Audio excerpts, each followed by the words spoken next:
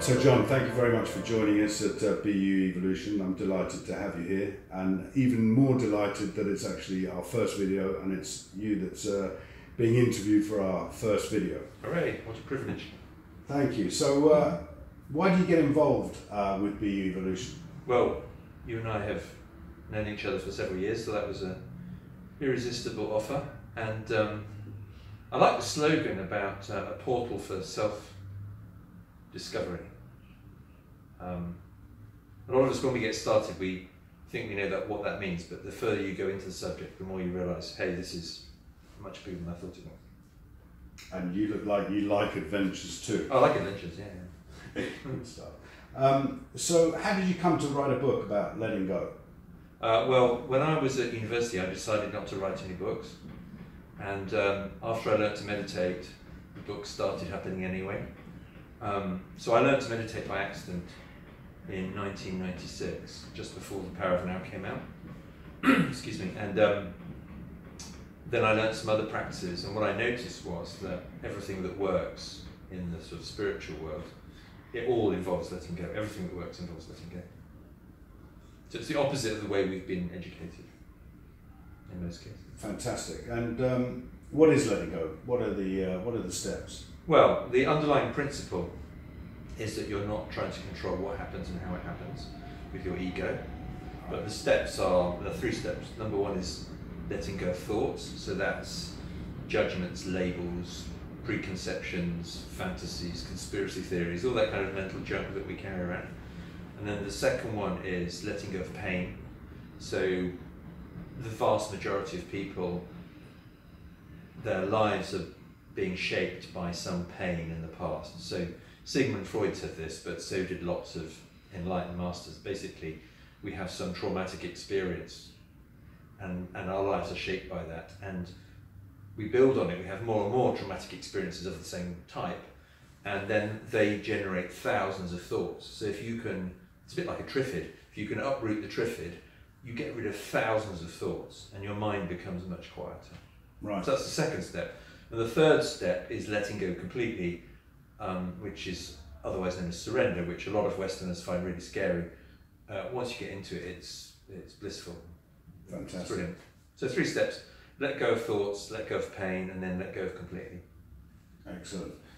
And can you tell our viewers how to let go? Which bit of letting go would you like to talk about? Well, there's a whole book, so you can. Okay, we'll get to the book. No, you can choose what do you want to let go of, and then we'll talk about that. Well, I mean, for me, it's I can see the trouble with attachments of ideas. So, yes. And obviously I struggle with my own attachments. This means this, and that means that, Yeah. and to narrow that down to what I would call zeroing. Just letting go of those kind of attachments. We mean making things mean something. I guess, yeah. Yeah. Well, one really common one, we all have it, is until we let go of it, is we make up stories, right? Right. So the mind, and a lot of this stuff was figured out 5,000 years ago, right, in India, right? But in Sanskrit terms, they have a thing called vasanas. So one way of describing it is, you have a bubble, and then you have another bubble, and you have another bubble. They're completely unrelated, right? But what the mind does is it starts to connect them up and creates a story, right? And we have that, some thousands of things happen in our lives every day. What the mind does is it makes up stories by selecting certain ones. Right. And it could be, nobody loves me, or it could be, I'm the best thing since sliced bread. It's highly selective. Right, exactly. And the ego's doing it, right? And then they start having meaning and credence, start buying into these kind of stories. Yeah. And then you live your life according to the story until it all goes horribly wrong. And it's all just a fantasy. Yeah. Right. And so the idea of kind of letting go of those, it certainly helped me out in terms of, not attaching to those. Yeah. Or after a while, you kind of observe your mind doing it. Right. And then you can slowly kind of bring it back to a reality. Or one way of looking at it is a bit like, you've got a 3-year-old who keeps inventing stories, and after a while saying, yeah, okay. Yeah. Enjoyed your story, thank you. Great stuff. So the formula for letting go, if you're going to tell the viewers, the formula. Like a formula. Well, there's, apart from the 3 steps I told you about, at the end of the book, we've got 3 steps which I think most people can relate to. So one is meditate. So millions of people have learned to meditate in recent years. The second stage is surrender, which is let go completely. Stop trying to control what's happening and how it happens. Basically flow with what really is happening. And the third step is to be grateful. So a lot of religions have this, and spiritual traditions have a practice of being grateful, and it's very powerful. Yeah. And essentially being grateful puts you in tune with what's happening. I'm sure you've seen it. A lot of people are essentially resentful, so things happen, and then we complain about it, right? I mean, in Britain it rains and we complain about the weather. Well, what's new? Right.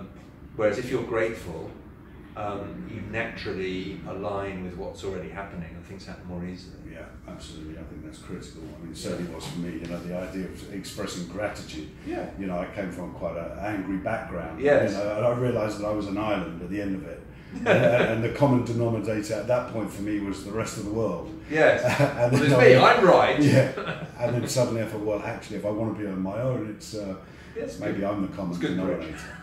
So thanks, John. Thanks for that. And how can we reach you? How can people find you or buy the book? Well, if people are interested in the book, my agent's in the process of showing it to publishers, so it's not printed yet. But there's a link so people can sign up, and then they'll get an email when it's ready. Fantastic. John Purkiss, thank you very much. Thanks, Anthony.